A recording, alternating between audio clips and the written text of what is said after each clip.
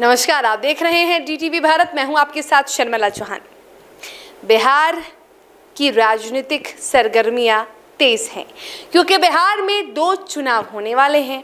पहला चुनाव होने वाला है MLC का, जो 4 अप्रैल को होने वाला है।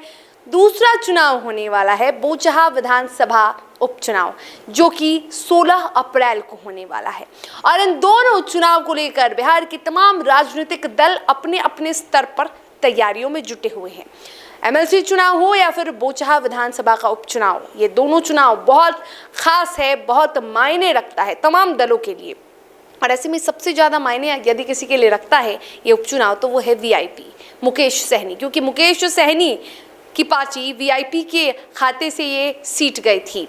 बोचहा के स्वर्गीय विधायक मुसाफिर पासवान इस सीट से विधायक थे और उनके निधन के बाद ही ये सीट खाली हुई और अब BJP VIP राजद ने अपने उम्मीदवार उतारे हैं। 2 निर्दलीय प्रत्याशी भी चुनावी मैदान में खड़े हैं।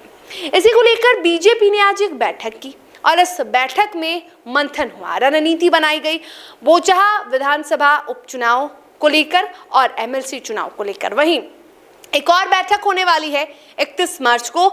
इसकी जानकारी दी है संजय जायसवाल ने, जरा सुनिए। एक औपचारिक है, हम माननीय उप मुख्यमंत्री जी, माननीय विजय जी, माननीय सरवन जी बैठ करके एक चर्चा। औपचारिक है जब इतने सारे नेता एक साथ और आप जब जुटे तो सामान्य 31 को खत्म हो रहा है विधानसभा का सत्र और MLC के चुनाव हैं।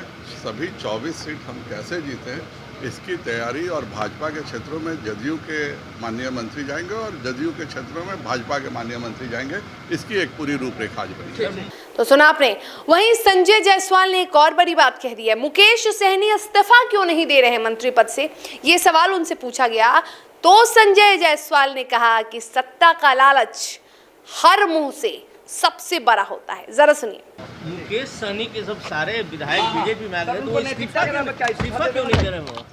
सत्ता का लालच सब चीज पर भारी होता है, इस्तीफा दे देना चाहिए सर, नैतिकता के साथ। बिल्कुल।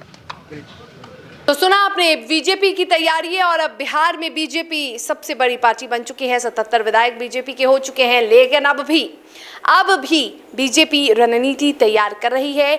BJP के नेता बड़े बयान दे रहे हैं और BJP की लगातार बैठकें हो रही है, मैराथन बैठकें, प्लान बनाए जा रहे हैं, रणनीतियाँ तैयार की जा रही है कि किस तरह से ये दो चुनाव होने वाले हैं, उन दोनों चुनाव में फिर से एक बार BJP की जीत हो, BJP का परचम लहरे।